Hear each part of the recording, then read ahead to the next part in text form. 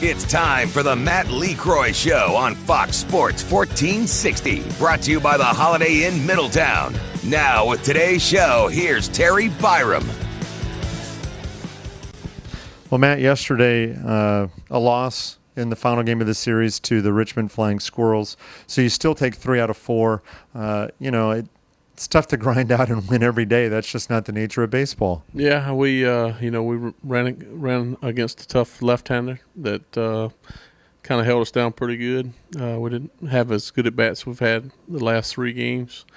Blackmar, was just up in the zone, got hit a little bit, and we just couldn't get back in the game. So you got to tip your cap. They came ready to play, and we didn't get that. We didn't get that one big hit that we needed that one inning, and that was about all we had.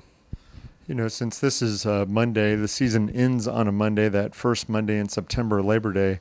So I think we have right now about I think it's 6 weeks to go in the regular season, maybe 7.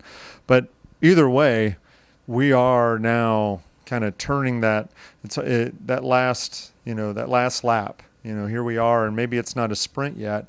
But for these guys, not even thinking about the playoffs, we talked about this a couple weeks ago. This is their chance now in these last 39, 40 games to really leave a good impression. Oh, no doubt about it. I mean, this is what's going to not only put in some good thoughts for next year for these guys. They need to finish strong. Nothing's guaranteed in this game, and I think, what I told them earlier, it's not how you start, it's how you finish. And, for a team aspect, we knew we wanted to try to make the playoffs and play meaningful games in August. So hopefully we put ourselves in that spot. But now, the selfish part of it, I want everybody to do well individually for next year. Yeah, I've been around the Nationals and the minor, the team here now 12 years. This is the 12th season.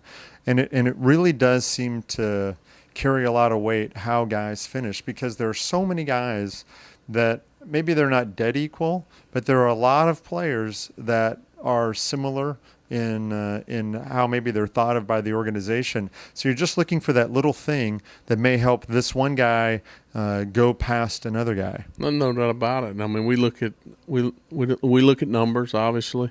We also look at the quality of the person. The good teammate, the guy who comes ready every day to play, no matter what his situation is. All those things play in a big part of the decision-making process, whether or not they come here next year or not have a job or go to AAA.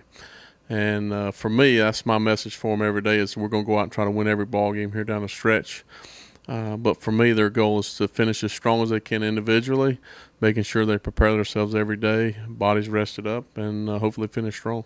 That's hard, I think, for some fans to really understand that it isn't just those black and white numbers, or for some of the people that follow the minor leagues closely that really put all the sabermetrics into it, that there's so much more that goes into the evaluation of a player than just anything that's in paper. Well, no doubt about it. I mean, unless you just off the charts, an 8 is what's the best you can get rated in baseball all across the board. That's the only time they might put up with a bad character or somebody with some character flaws. But the guys who are not 8s, they're average. They need to be on their toes, not only on the field but off, and being good teammates, and all that plays a big part whether or not they come back.